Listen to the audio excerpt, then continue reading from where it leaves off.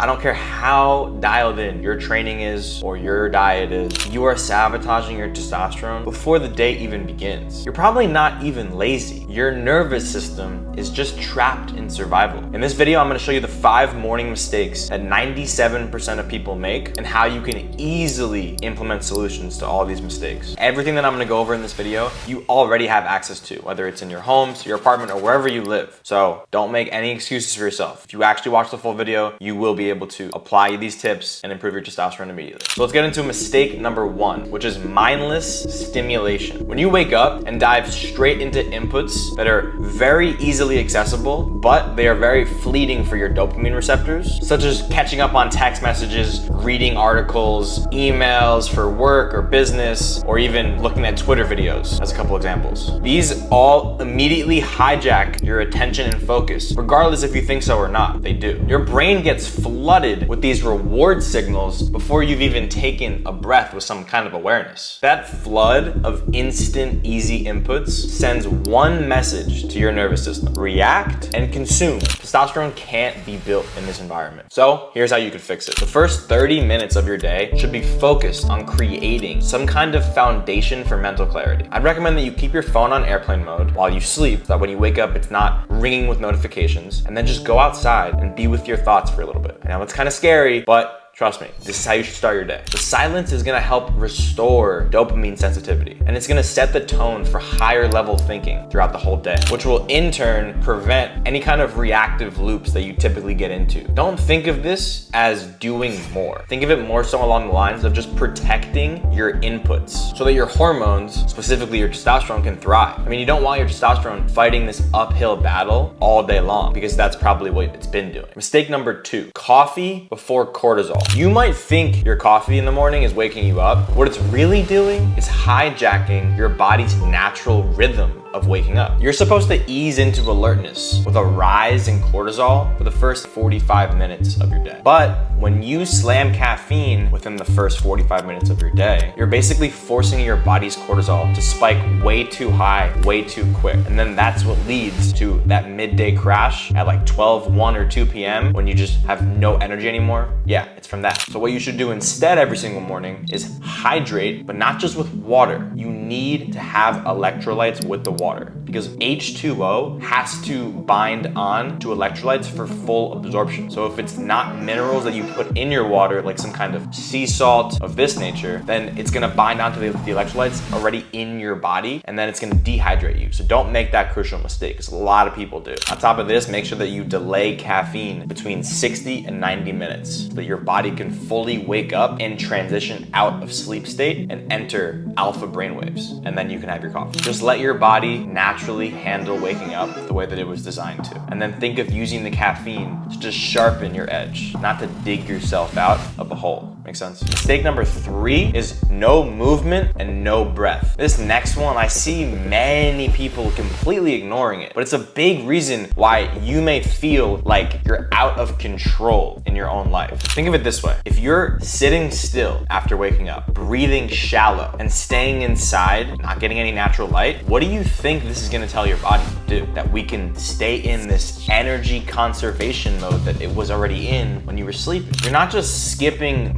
movement, you're skipping hormone and nervous system activation. Testosterone isn't deployed unless it has some kind of reason to support a necessity for performance. If nothing tells your system that we're awake, we're moving, we're needed, please produce me, then it's not going to produce it. So the solution is very simple. I don't want you to think workout though. Just focus your attention on micro activations. Walk around, loosen and move your spine, do some push-ups, open your chest, pair it with slow nasal breaths and longer exhales. This is gonna flip your autonomic nervous system from being way too much in its sympathetic, which is your basically high alert state of nervous system, to a more parasympathetic nervous system, which is gonna promote growth and recovery. It just tells your body that we're not in danger anymore. Let's grow and thrive. Mistake number 4 is pretty common, and you're probably messing it up, because I'd say from the people that I've come across, 99% of people mess this part up. And it's not focusing on creating the proper hormone building blocks, the with your first meal of the day. Now, you and I both know that testosterone doesn't just appear out of thin air. Even though we'd all like it to, it just doesn't do that. It's predominantly synthesized when we're talking about food from cholesterol. So if you load up on sugar and carbs early on in your day, you are quite literally leaving your body with nothing to work with. Even worse, your insulin spikes from the carbohydrates, and that leaves you with brain fog and mood swings that further throw off any hormone regulation that was gonna happen if you just did what I'm about to tell you. All you gotta do is just give your body what it needs to start producing and building more testosterone throughout your day.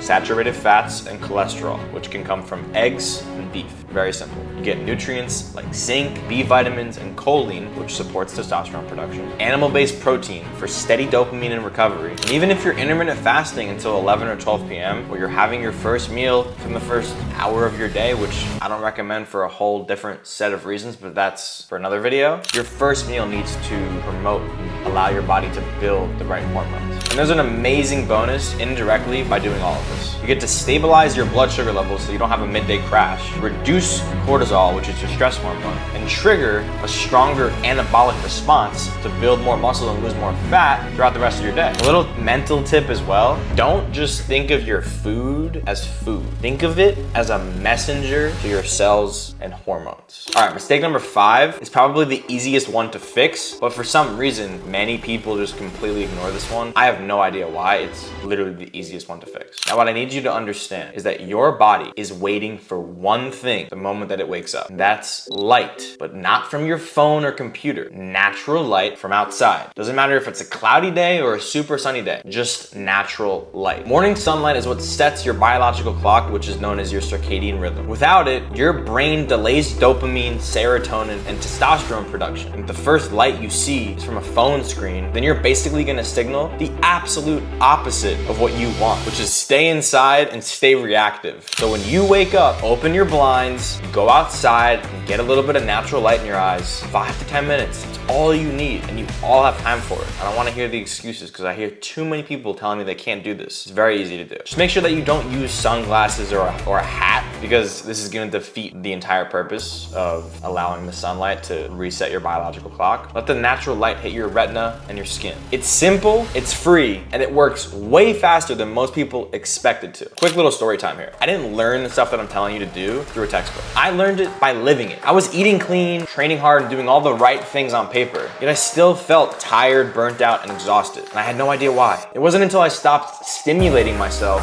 and started regulating my hormones that everything actually just started changing. Genuinely speaking, once I got the first hour of my day in alignment, just like the moment you get your first hour of the day in alignment, everything is gonna start shifting for you. Your energy, your focus, and your clarity is gonna skyrocket, just like it did for me. Not to mention, it did play a big factor in my testosterone going up 1,000 points in around like a 10-month period. So if your testosterone is actually low and you've gotten blood work, you really need to dial in the morning routine. And this is exactly what happens to all of my clients who apply this little morning shift that I'm giving away for you guys for free. So there's no excuse for you not to do it. Here's a little bonus perspective that'll get you even more results. If your testosterone is low, it doesn't always mean it's some kind of mineral deficiency. Although sometimes that may be true, most of the time it's a kind of collision with the outer and the inner. Your morning routine currently is probably telling your body to defend, to brace, to stay in survival mode. While on the other hand, you're asking it to show up though a completely different way with power, clarity, strength, and drive. You can't have both, which is a good thing because you don't want both together. That doesn't even make any sense. So you either train your nervous system to build or let the world train it to shut down. The choice is genuinely yours. If this video hit, then you're gonna wanna watch this next video on screen because YouTube thinks that you're gonna like it.